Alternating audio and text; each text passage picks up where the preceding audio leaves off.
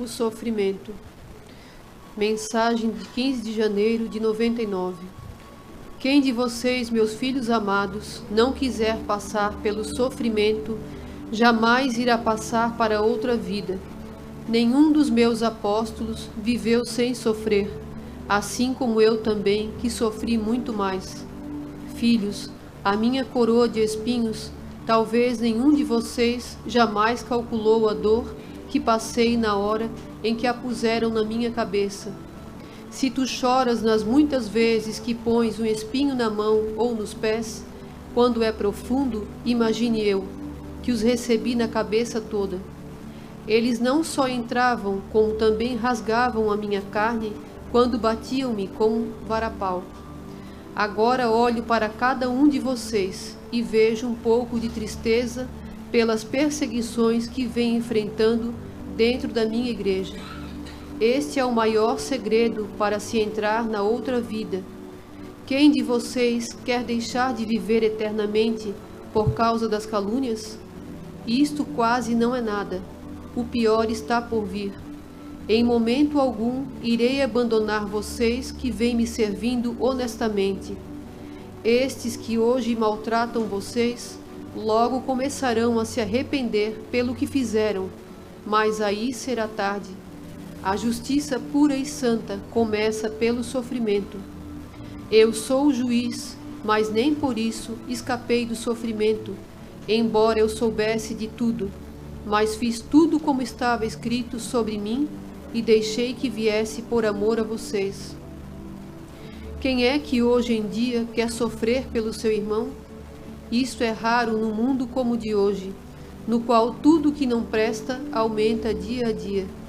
A libertinagem é tão grande que, se vocês pudessem ver só uma terça parte do que vejo, morreriam só de tristeza. Mas não estou condenando ninguém. São eles mesmos que fazem questão de se condenarem. Aprendam comigo, meus filhos, por tudo que ensinei. Não olhem só a vossa dor. Os vossos irmãos sem lar, sem comida e sem remédio estão vivendo no maior abandono neste mundo. Nem os próprios animais estão vivendo como estes filhos vivem, onde ultrapassa a metade da população desta terra. A fome mata por dia milhões, pois os recursos são zero.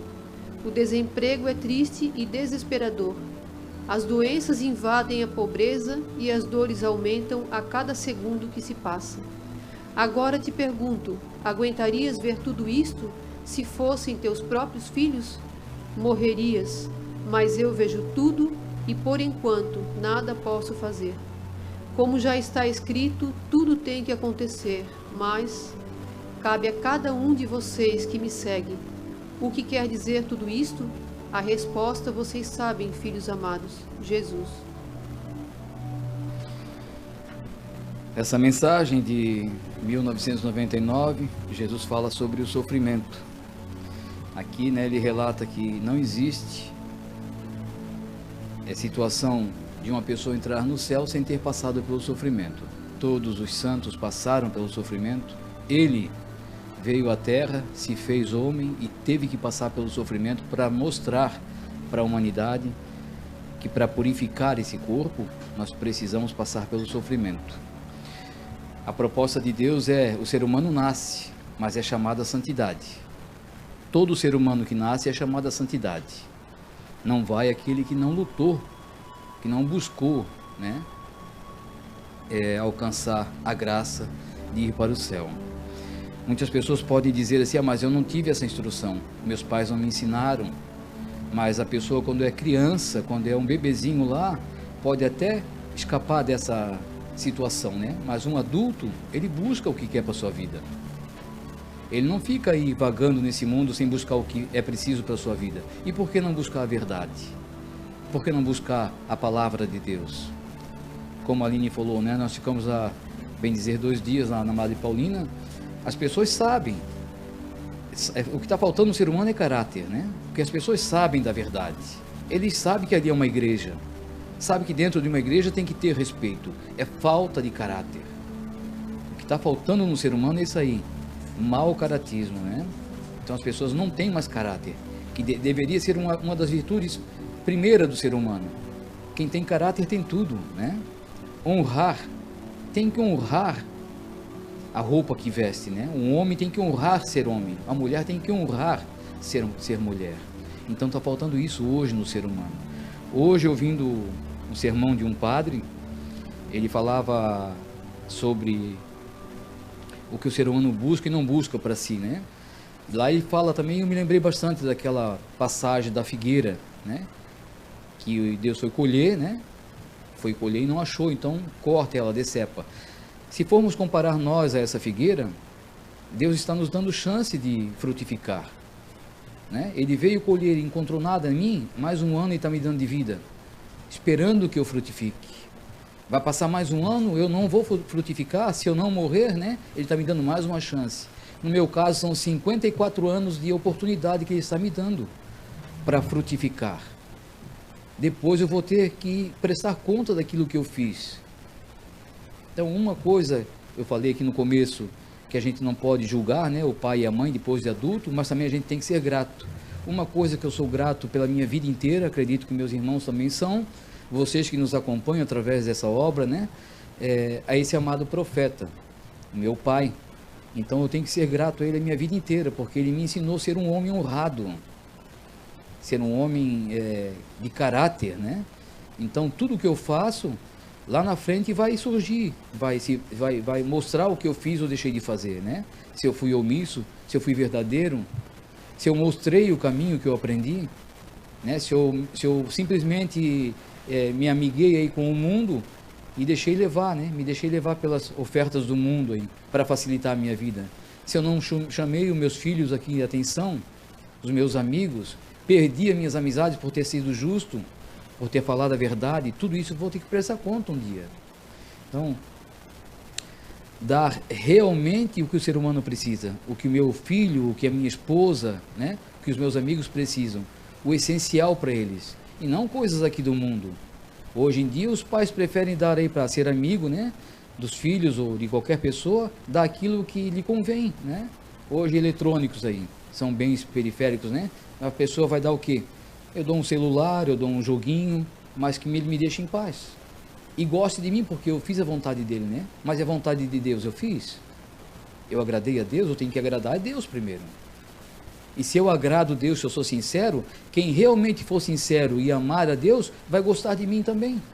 Porque eu estou trilhando o mesmo caminho que essa pessoa está procurando trilhar. Então, a verdade, como eu sempre falo aqui, na verdade, ela tem que sempre estar em primeiro lugar também, né? Tem que vir à tona a verdade e vai vir sempre. Eu posso enganar quem está ao meu lado por alguns tempos, mas a verdade vai prevalecer. Depois, outra passagem que eu ouvi esse padre falar, né, que eu não sou o diretor espiritual da minha esposa e dos meus filhos. A minha esposa não é a diretora espiritual minha, e os meus filhos muito menos. Porque tem pessoas que acham assim, né, eu sendo o chefe da casa, eu tenho que obrigar a minha esposa a rezar, a vir à igreja, os meus filhos, e não é assim.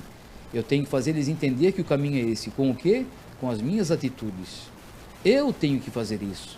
E eles vão ver, vão perceber que, poxa, o pai está indo à igreja todos os domingos.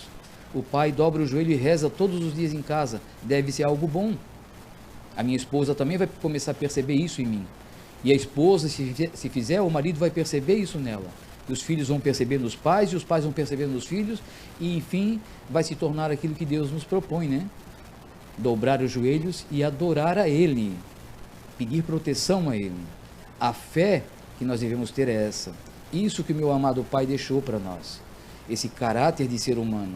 Hoje em dia, ser humano quase não é mais ser humano, né? Nasce ser humano, mas não se desenvolve como ser humano. Se desenvolve como um robô, como um boneco, uma marionete.